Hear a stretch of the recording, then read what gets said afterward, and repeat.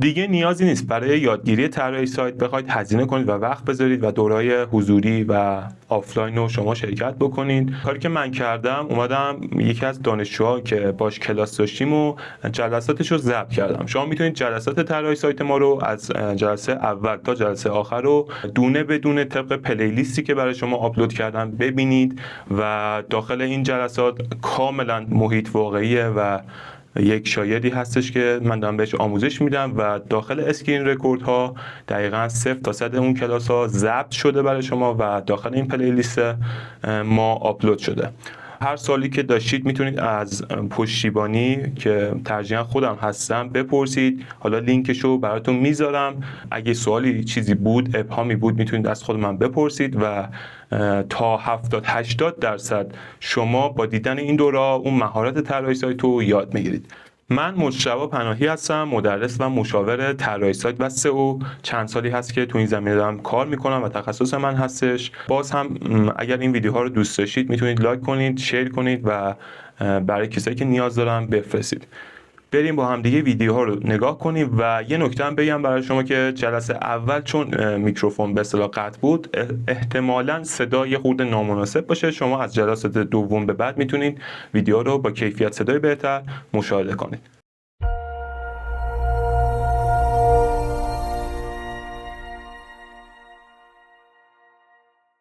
3 2 1 اینم ثانیه شما برای جلو بیارمش پایین تو دید نباشه بیایم اینجا.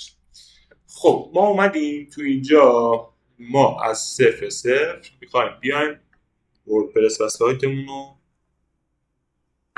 نصب بکنیم و سایتمون رو بیاریم بالا. برای این کار گفتیم که به دو روش میتونیم انجام بدیم. یکی روشی که لوکال باشه و فقط تو کامپیوتر خودمون در دسترس باشه، یا روش هم روش خرید هاست و سرور که ما فعلا به اون هاست و سرور نمیخوایم باش کار بکنیم. میام این برنامه لوکال WP رو نصب میکنیم و سایتمون رو همینجا طراحی میکنیم. برای این کار ببینید یه مرحله قبلترش بود. بذار برگردم عقب که از اینجا توضیح بدم. اینجا ما برنامه رو که بعدش باز کردیم این گزینه داره به اسم create a new site. وقتی من اینو بزنم وارد همچین فضایی میشم. از من میگه که آقا میخوای یه سایت جدید بسازی یا اگه از قبل داری از سایت رو بیا ایمپورت کن از یه جدید. من میگم نه، میخوام یه سایت جدید. این تیکش رو هم میگم که میخوام یه سایت جدید بسازم. روی کانتینیو یا ادامه دادن کلیک میکنم. خب اینجا به من میگه که What is your site name؟ میگه اسم سایت چیه؟ این یعنی چی؟ اسم سایت تو بگو، یعنی توضیح شدم این دامنه. اسم دامنه تو بگو، اسم برند تو بگو. سایت شما رو قراره با چه اسمی بشناسیم؟ من اینجا مثلا سایتی که مثلا قبل داشتید رو میزنم. اسمش چی بود؟ سمر. حالا .com.ir اینا دیگه.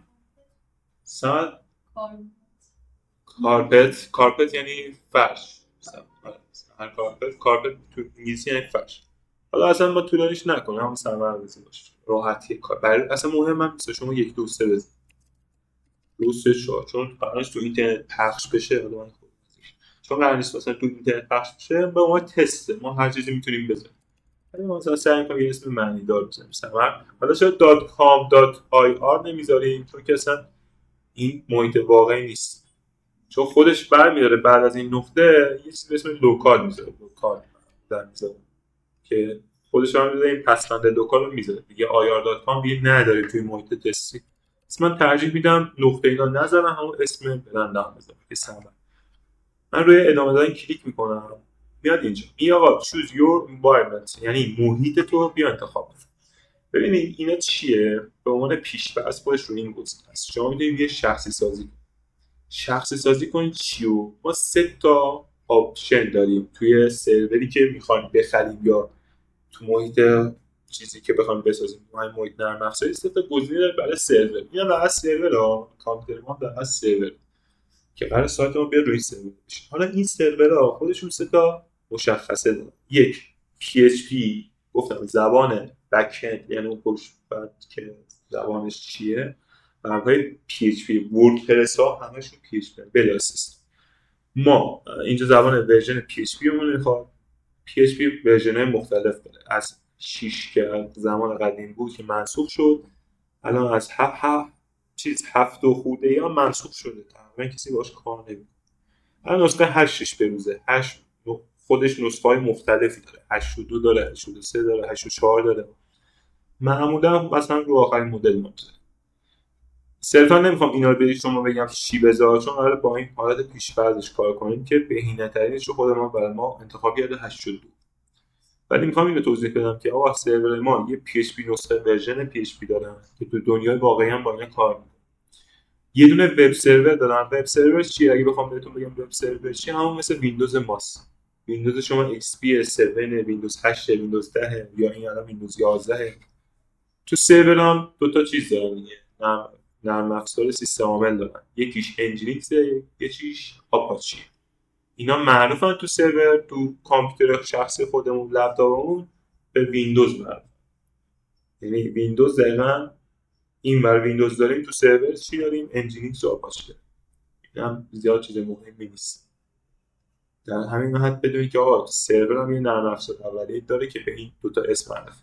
و این دیتابیس هم که الان با هم دیگه صحبت کردیم که دیتابیس ها خودش انواع مختلف داره. MySQL داره، ماریو دی بی داره، ورژن های مختلف داره، اسم های مختلفش، مثل ما ویندوز 10، ویندوز 11 فلان. شما اینجوری فرض کنید.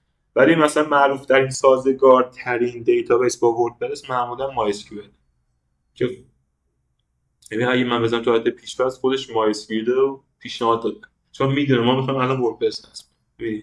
اصلا ما با اینا کار نداریم. یا آوردم به خاطر اینو زدم که شما رو با این ستا آشنا کنم که بگم این چیزا هم هست.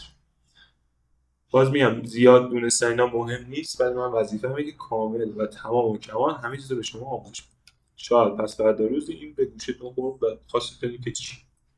میام راحت پریفر، یعنی پیشنهاد شده کلیک میکنم، ادامه دادن. خب وردپرس ما الان میخواد ساخته بشه. خب برای اینکه من وارد پنل مدیریت سایتم بشم، به اون چیزی که میخوام مدیریتش کنیم میگیم پیشخوان وردپرس، داشبورد وردپرس، به این اسم معروف، یا پنل وردپرس.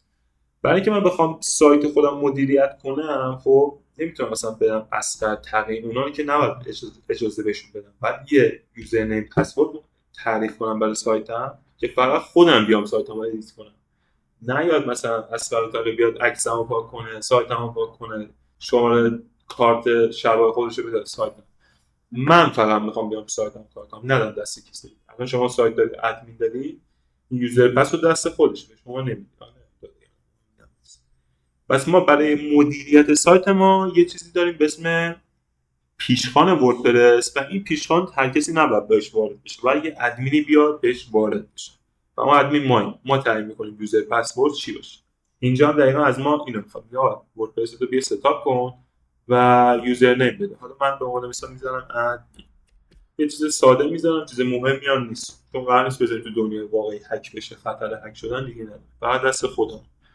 پسورد هر چیزی می‌تونی بذاری. من 1 2 3 4 مثلا که می‌بینی 1 2 3 یه ایمیل هم میخواد معمولا خود وردپرس، و چون اینجا مثلا زیاد مهم نیست یه ایمیل دلخواه خودش گذاشته که دستش هم در نکنه، زیاد مهم نیست، مانور هم نمیده. تو دنیای واقعی میتونیم ایمیل فیک هم بزنیم، ولی اونجا سعیمون برای اینه که ایمیل واقعی بزنیم. یه سری مثلا آپشن دیگه داره، زبان سایت چی باشه، انگلیسی باشه فلان اینا. حالا از همینجا میتونی فارسی کنی یا، ولی من ترجیح اینه که از خود وردپرس اصلی بخوام دستکاری کنم تنظیماتش. بس ما با این کاری نمی‌کنیم. یوزرنیممون شد ادمین، پسوردمون شد 1 2 3 4. میزنم اد سایتی که بزنم می‌بینی یه دسترسی بهش میدم. مثلا دسترسی همون میخواد که ما رو الاو، یعنی اجازه دادن، کلیک می‌کنیم و خودش تو این مرحله اینترنت باز بشه. تو این مرحله میره وردپرس رو خودش از مخزن دانلود میکنه، از اینترنت میاد اینجا نصب میکنه.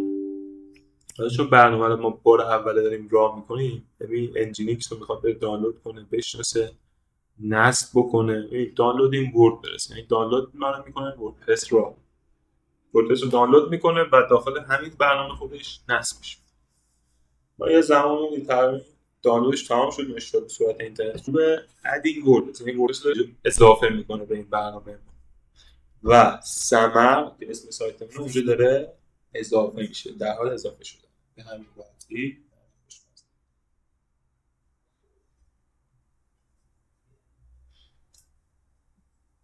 حالا ایشالا دستتون راه افتاد ترجمه آخره بود. نخواستم فردا سایت رو سایت خود این هستش، چرا سایت خاص و دامنه بخرید. به اون بنده خدا میگید که اصلا یوزرنیم پسورد بده، ازشون بگید چون شما صاحب سایت باید بگیرید، بعد اون بنده خدا رو حذفش میکنید. شما پرسید جست که آقا ما یه ادمینی داریم میخوایم اون نباشه شما ولی پرسیدم ولی نپرسید. گفتیم آقا من صاحب سایت بشم شما بگید دیگه. پرسیدیم بنده خدا چیکار کنیم نه این سایت ما دخالت. آره یوزرنیم پسورد رو میگیرید میرید تو محیط، بعد اونجا زده کیا ادمینن، یکی شما یه قطعا یکی دیگه. نه اصلا یه نفره یوزرنیم پس میگید برای یکی. هر سال یه هزینه داره که تمدید میکنه، یعنی یه هزینه برای سایت، یه هزینه برای دامنه و چیز ازم میگیره که تو جیب پشت شرکت نمیده چون شرکت برای شما خاص خرید دامنه خرید شما. حالا خودش هم چیز میگیره پشت فکر کنم آره دیگه، چون پیامی که برای من میاد مبلغش کمتره، چیزی که انجام میده مثلا این طراحی یه هزینه کلیه که معمولا هزینه‌اش زیاد به یک بار برای همیشه. پشتیبانی یا معمولا تا چند ماه طراحی پشتیبانی رایگان میده. باز مثلا اگه مدت تمام شد شما ماهیانه مثلا 2 تومن 3 تومن پرداخت کنید بابت پشتیبانی. قیمتش فرق داره. مثلا من با این سایت دارم 7 تومن اینجوریه. حالا تو ساعت نشه پرسیدم خواستم بگم یه هزینه پشتیبانی داریم یه هزینه هاست دامنه داریم. جدا میگیرم به جز هزینه. پس اون هزینه دستمزد خوشی میگیرید که افزونا رو آپدیت کنم و فلان مشکل نداره. خب هم داشته اینا کنید. الان سایت ما بارگذاریش تمام شد، اینجا تیکش ثبت شد. میبینید این تیکه ثبت یعنی این سایت داره اجرا میشه. ببین استاپ سایت یعنی سایت رو متوقف کنید، بس یعنی فعاله که بخوام متوقفش کنم. درسته قشنگ میبینید شما بیاد نزدیکتر که اینجا سایت ما الان فعاله، اینجا میگه فعاله. اگه میخوایم متوقفش کنیم من روی این کلیک میکنم ببین چه اتفاقی میفته. متوقف شد، ثبت دیگه نیست. اینجا استارت سایت این سایت رو اجرا کن یعنی متوقف شده که بخوای اجرا کنی. این هم مشخصات سایت. نگاه کنید سمر دات لوکالی که گفتم دات آی آر دات کام دیگه نداریم. دات لوکال خودش برداشت خوش لوکال زد پس بند تی ال دیش. SSL چیه؟ SSL یه سیستم رمزنگاری شده است. بذار اینم توضیح بدم چون هر طراح سایت باید بدونه SSL چیه. ببینید زمان قدیم که SSL نبود، خب پیامی که اصلا بین من که وارد سایت شدم و اون سرور، من وارد سایت شدم یه ویدیو میخوام از سایتشون بگیرم، سرور میاد ویدیو میداد به من کار. ولی این ویدیو رمزنگاری نشده. اگه یه نفر بیاد وسط هکری یا راحت میتونه ویدیو اشما بدوزه. SSL اومد چیکار کرد؟ اومد روی ویدیو یه کدی گذاشت که این هکر نتونه بفهمه این چیه، بین من و شما چی داره رد و بدل میشه. رمزنگاری شده از هکر هم هاج و واج میمونه و از یا ولش کن. ساعت رمزنگاری شده از امن نمیتونه هرچند بدم بعد طرف هم رو بخوام اگه بخوام فیلم کاری نداریم. SSL داستانش سکیور چی بود؟ مخفف سکیور مهم من نیست.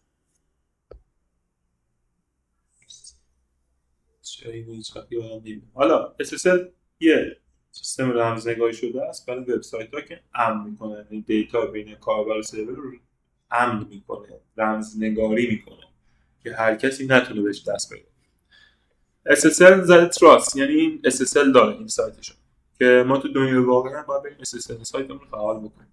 این از این وب سرور که به شما گفتم سیستم عامل خود سرور ما هستش از نوع انجینیکس PHP زبانشه و دیتابیسش هم که ساخته که MySQL از نوع اینه مانکوی. اینا دیگه نسخه خود وردپرسمونه مهم نیست و مولتی اینا هم مهم نیست. این هم فقط ورژن وردپرس ما 6.8 این هم چیز مهم نیست، صرفا جهت اطلاع. خب ما بریم سایتمون رو چقدر وقت داریم؟ 10 دقیقه تقریبا درسته. خب بریم تا یه جایی ببینیم اصلا با این وردپرس آشنا بشیم. فوقش هم دارم که من اینو ببینم. ببین تو حالت اول که خیلی فعال وقتی برنامه رو روشن کردی میایم اینجا استارت سایت رو میزنیم میچرخه، میبینی چرخش تمام میشه، اینجا سبز میشه و این سبز شو این اومد اوکیه همه چی حل.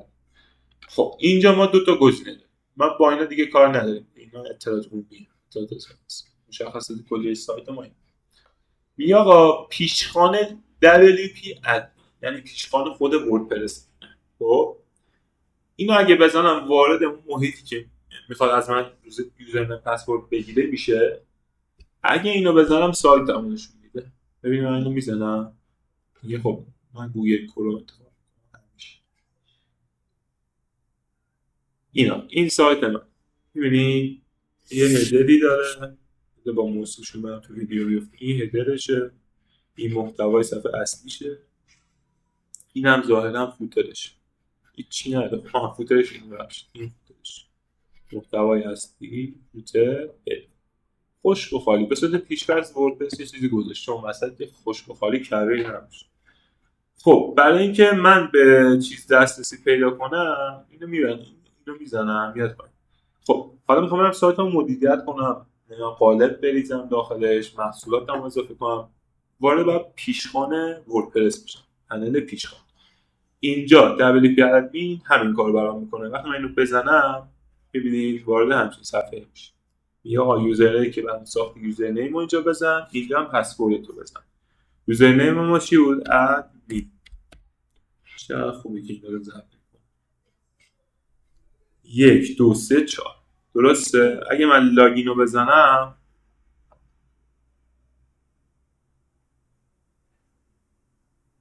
وارد صفحه پیشخوان وردپرس میشه. ما با این صفحه اول تا آخر کار داریم. حالا انگلیسیه. چرا انگلیسیه؟ چون رفته از محصول انگلیسی دانلودش کردن. نمی‌بینیم فارسی زبانی، نمی‌بینیم برنامه رو پولی نخرید. میایم اینجا تنظیمات ستینگ، تنظیمات، میایم تو قسمت اگه اشتباه جنرال عمومی، میام اینجا سایت لنگ یعنی زبان سایت چی باشه. اینجا به صورت پیش‌فرض روی انگلیسیه. ما میام اینو میکنم. ببین انواع اقسام زبان رو داره. اینقدر این وردپرس خوبه که کل کشورها اومدن زبان محصول خودش رو زدن. فارسی افغانستان هم دارد، هرازگه، نمیدونم کردی، تبریزی فقط داشتن. فارسی چی بود؟ نه فارسی انتخاب میکنم. هر تغییری که داریم میایم پایین یه تیکی هست به عنوان سیو چنج که البته این میشه ذخیره تغییرات دیگه. از این به بعد قرار فارسی بشه کل سایت. همین این میاد راست. اینو میبینید این میاد راست. ببینید اینترنت باید باشه. چیزه ببینید این میاد راست. فارسی شد. کلا فارسی هم بیام. همون صفحه بودیم دیگه. زبان سایت اینجا بود، سایت لنگویج. کل تنظیمات سایت شد فارسی، نوشته ها فلان. یه چیز که من اینجا اسلش WP ادمین رو بزنم.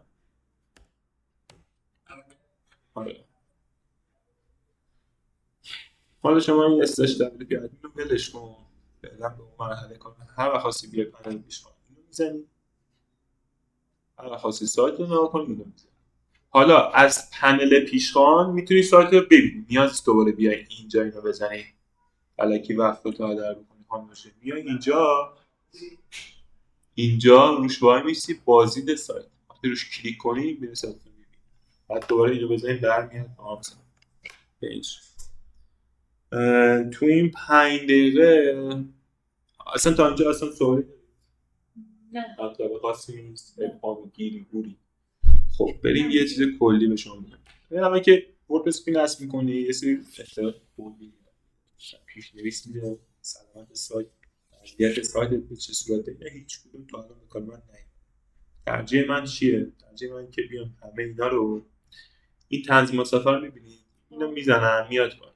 خب مثلا اخبار و رویداد وردپرس به چه درد من، فعالیت‌ها، اینا هر کدوم تیکشو بردم از اینجا داره حذف میشه. می‌بینید چه اتفاقی میفته. صفحه شد خالی.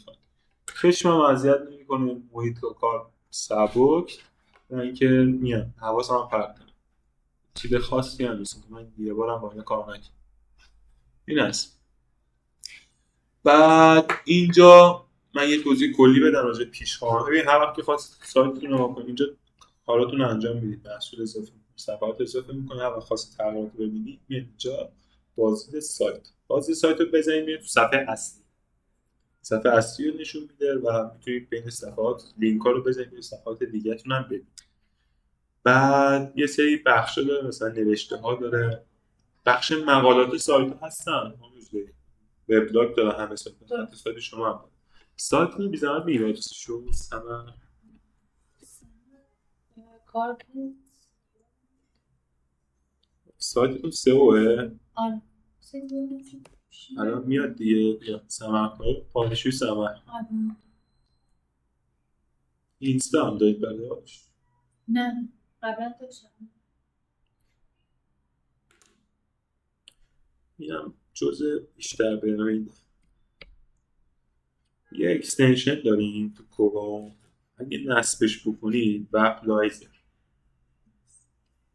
این فوت کوزه‌گریه است. این به شما میگه که هر سایتی که رفتی توش ببینی که با چی ساخته شده، کد نویسی شده، وردپرس زدن، چیز زدن، خیلی افزونه خوبیه. دل رودش رو میشکافه بدونی. من میدونم اینو با وردپرس زدن ها، ولی ما مطمئن شیم. من اینو نصبش میکنم. این هم داره ضبط میشه به امید خدا. یه چه افزونه خوبیه، 3 میلیون نفر تا الان دانلود کردن. همه هم یا طراح سایتن یا دیولپر برنامه‌نویس. اینترنت هست ایشالله.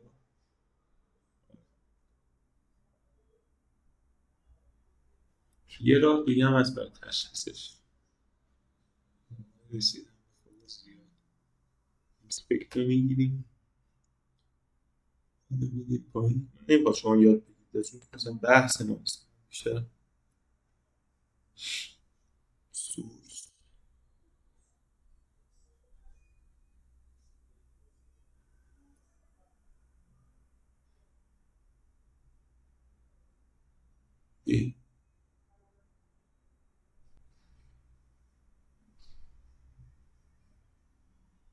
کد نویسی شده است که درسته؟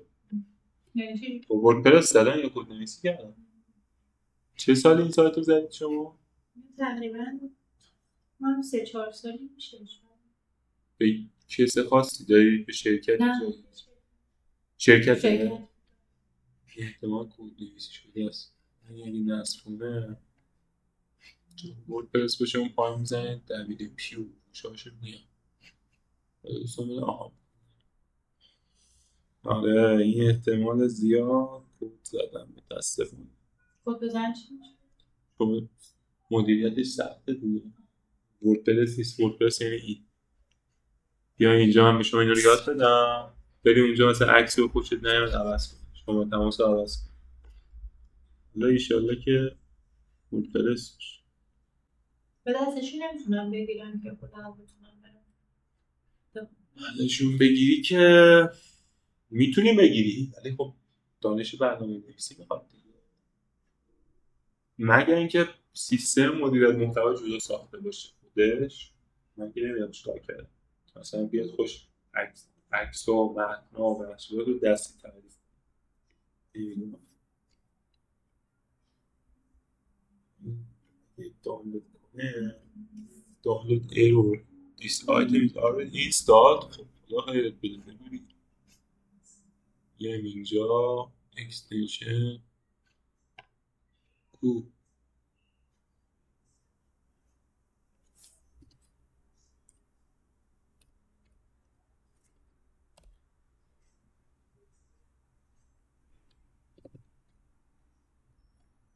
تازه داره نصبش استنامش بیا بیاش اسم ربش شهدا. امیدوارم میتونست باشه. نحضیه واقعا سختی یا دیگه آز نکن حال کردی خاموشی این تجربه. مایکروسافت ASP.NET متاسفانه کد نویسی شده با زبان .NET که برای مایکروسافت مثل PHP نه در یه زبان جدایی با سی شارپ میزنم و اینکه کد نویسی شده. حالا اگه شما بخواید میتونید با وردپرس اصلا خوشگل‌تر از این رو طراحی بکنید. جا نما کنید.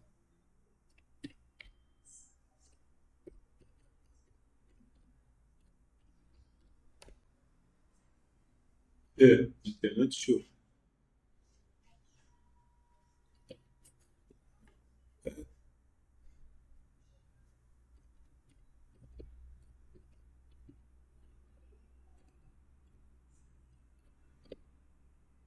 ای بابا.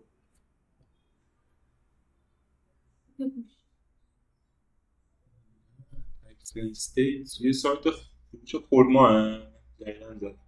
انقدر خوشگله فکر کنم برنامه‌نویس شده با وردپرس. مثلا یه ادمایی به کار بردم که اصلا آدم کیف. این دیگه مثلا چیز خاصی نیست اگه بخواشون باز میتونی وردپرس رو یاد بگیری. دامنشو که داری، هاستش هم که داری، همه اینا رو میاری پایین. چون سئو نیستش دیگه، بس کسی بزنه بالشوی نمیاد و چون رو سئوش کار نکرده میتونی بیاد باز طراحیش بکنی و خودت صاحب سایت بشی. صفر نیازی نیست این سایت دارم بیا قوی ترین قالیشویی چند تا به من بگو. فقط میگم شفقی هم بده اون سایتش شفقی واضح‌تره چون کار میکنه. از شانس اون قالیشویی برای تبریزه. نه ولی برای قالیشویی شفقی تهران. قالیشویی شفقی بیان میام آتوس سایتش.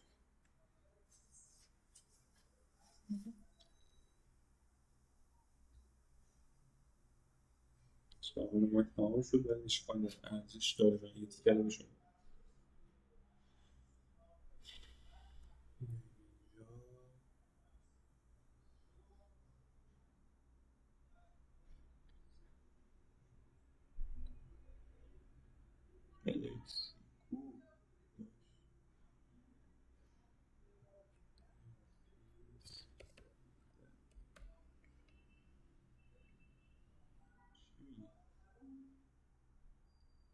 مشتری فارسی زدم ببخش.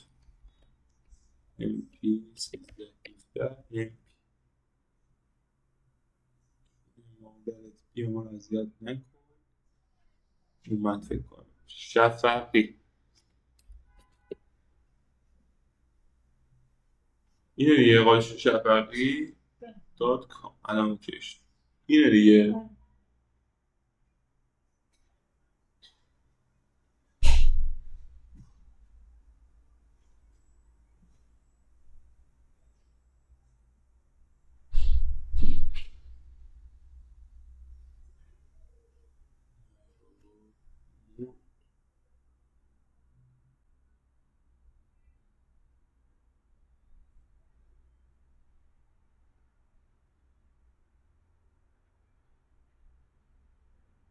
یه CMS که نمیدونم چیه زده دیتا لایف ولی پایش چیه وردپرس تقریبا PHP.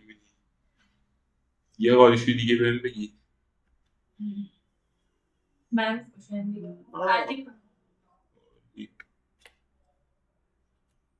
قالیشویی بدونم قالیشویی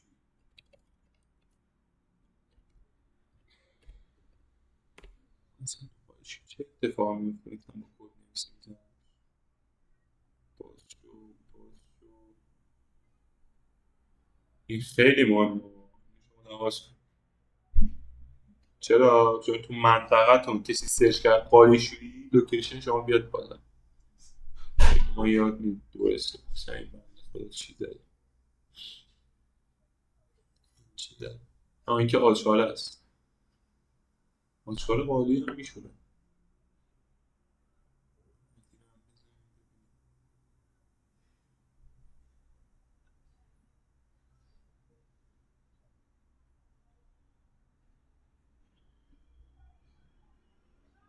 میخوام میشه به چیز دادن سایتشون وردپرس این سایت رو با وردپرس ساخت. یعنی با همین هم میشه روش کار این تو از سایت شما که خیلی بهتر نظر زیبایی ها.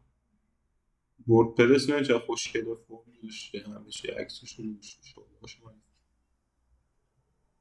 چیه قایشوی بامون با چیز زده خاموشه برای همین میگم ها نویسی برای اصلا همه کسب و کارهای چیز اینا نگاه کن با چی زده وردپرس یعنی که چیه ادیب با وردپرس مثلا همه کسب و کارها چه خرد چه بزرگ هم حتی اگه بخوام ابتدای کارم برای شروع وردپرس میزنم به این نتیجه رسیدم اسم رو رسم شده حالا کنم اصلا بدم به کد نویسی این 4 تا فاکتور خفن میشه حالا همین این وردپرس منطقیه همه دارن میان تو این سم و سئوش بهتره راحت تره و چیزایی که میخوای مثلا چیز کنی من برنامه که نه پیشنهاد شما یاد بگیری این سایت رو بازسازی کنید روی وردپرس یعنی یه دونه جدید خودم درست کنم. خودتون درست کنید سایت مثلا با هم اصلا شکل مشخصات قبلی حتی اگه بخوام زحمت آقای طراحی باشه عکس و متن و حتی همین رو برای کپی کن بندازم بعد یه موقع مثلا برای تغییر ادورز یه چیزی میشه رو همین هم زد یا نه؟ باشه چرا نمیشه شما ادورز اسم سایت میخواد برنامه حالا اون سایت با چی ساخته شده وردپرس برنامه فرق داره گوگل نه شما میخواد این سفر به مشتری نباشه من خیلی از سایت خوشگلم با وردپرس اومده بودم نمیدونم چه قابلیتی داره که مثلا خدمات پادشویی من برم تو قالشویی این کد نویسی شده بهم چه فرمولی میده که مثلا میگم وردپرس این نداره فقط نهایت میخواد بگه آقا شماره تماسمون اینه اینجا این خب وردپرس میزد دیگه خدا نیاز نبود اون سال این همه هزینه کنه حالا بمونه کاری که شده در هر سال می‌خواستم یا وردپرس یه بار همه من حریفه دیگه هم هر کاری بخواد انجام بده چند تا سایت دقیقاً آوردم بالا پشت سرم وردپرس بود یکیش هم که برای پیش این هم از این فقط برای جلسه بعد که جلسه‌مون تمام شد خانم روزایی خستم نباشید من اینو ویدیو رو ببندم